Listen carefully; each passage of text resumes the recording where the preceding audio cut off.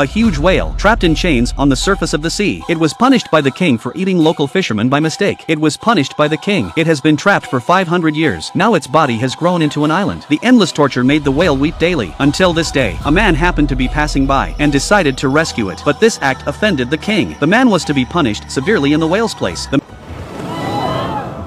The man's name was Jack. He was the son of a farmer. A few days earlier he had rescued a white horse from the lake. But the next day, the white horse turned into a talking donkey as a token of his gratitude and brought with him 2 wonderful horses and was willing to follow Jack. Jack was not happy at all, for last night's fuss had made a mess of the wheat field and caused the farmer to lose a lot of money. To make up for his mistake, Jack got on his donkey. He was going to trade the 2 horses for some grain. Then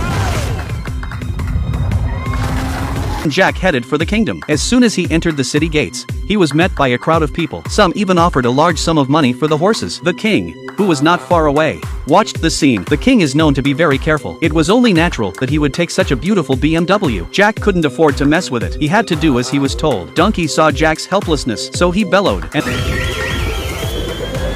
the 2 horses turned and ran towards them. The king was not happy and drove off after them, but he ran into a pile of flour and made a mess of his face when the king saw how embarrassing the situation was. So he said, if Jack is so good at what he does, why didn't he go after the fire phoenix? The fire phoenix is a scourge on the country and the people. If he could be destroyed, then he would make Jack a hero. He had no choice but to head for the oasis. Luckily, Donkey was smart. He said the fire phoenix likes pine cones, and before long there was fire from the ground. A flaming phoenix came out, grabbed the pine cone and threw it into the sky. He opened his mouth and swallowed it. So he really liked pine cones. One by one, he ate them. Suddenly the fire phoenix became dizzy. He staggered to the ground. It turns out that Jack had put anesthetic in the pine cones. Now he's got the phoenix. Just when he was happy, a bird's leg came up from behind.